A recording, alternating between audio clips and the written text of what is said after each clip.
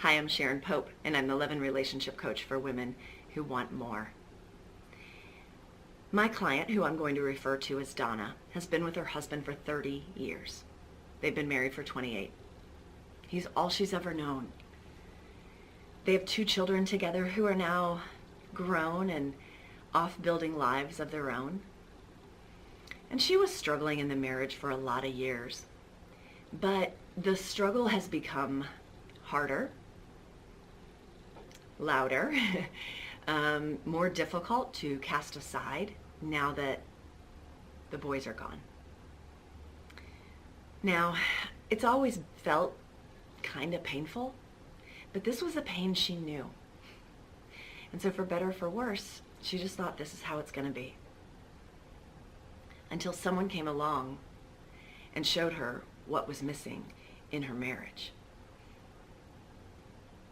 And so now she knew what a deep, intimate connection felt like with another human being. She knew what it felt like to be desired and to desire. She now had a frame of reference for when she woke up in the morning, and she had something to look forward to throughout the day. This was, what she thought she had always dreamed of. And it terrified her. And she was really considering picking up, leaving her marriage, moving across the country to be with this man. Now, she, like many other women in her position, who read everything they can about affairs and love and when it's so different with someone else than with your husband, and all of those things would tell you this is not real. It's not going to last. You're going to regret your decision.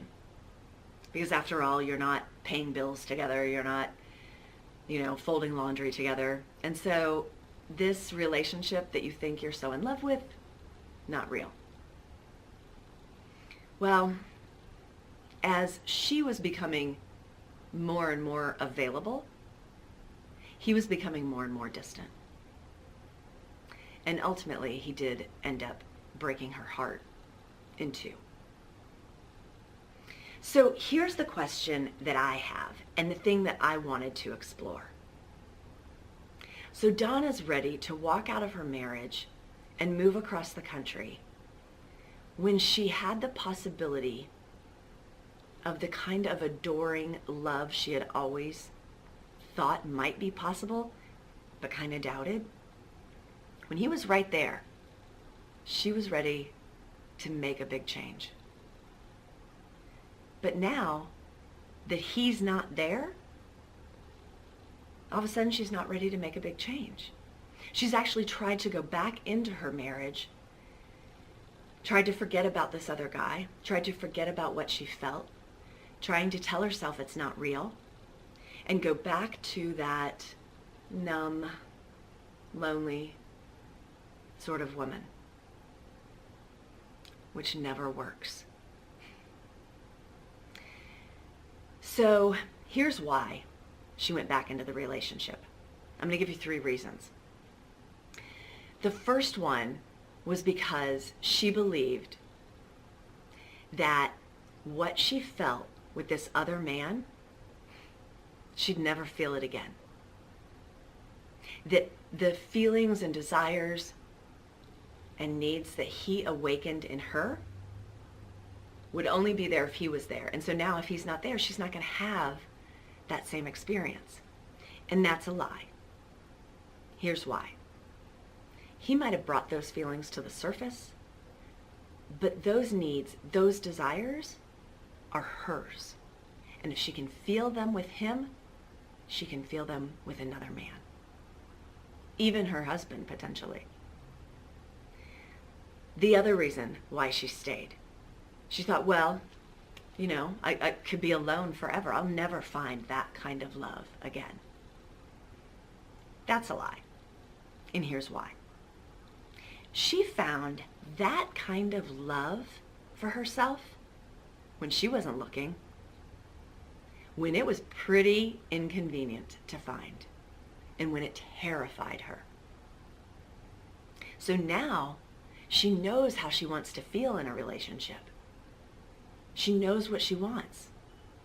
So you can't tell me that when you weren't looking and you had no idea what you wanted, you just knew what you didn't wanted, and you were able to manifest that kind of love for yourself, that you're not going to be able to have success in creating another experience or even a better experience. And then the third reason, and this is one we all fall prey to, it doesn't matter if it's about cheating or not. The reason why she went back into her marriage is because when that other man was there, she thought that she had that safety net. She thought she had that guarantee. The guarantee that meant I'm never going to have to sit in the feeling of loneliness. I'm never going to have to feel the negative emotion of loneliness. And we want to avoid negative emotion at all costs, right? So we run from it. But here's the thing. Love does not come with guarantees. Just like Donna's marriage does not have a guarantee that it will last till death do us part. The relationship with this new man that she thought she was going to be moving into, that didn't have any guarantees that they were going to live happily ever after. So it's like we think if there's someone to run to, if there's someone there that we think can give us what we want, then we'll consider leaving.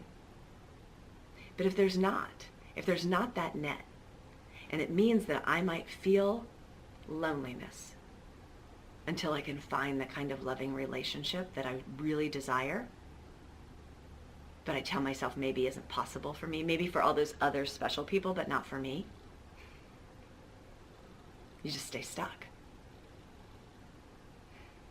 And you stay unhappy. And it's no way to live. So life and love particularly, because there's a whole nother person involved in this relationship, there are no guarantees. I love what Clint Eastwood said. He's like, if you want a guarantee, buy a toaster. And you know what? I don't think I'd have it any other way. Be well.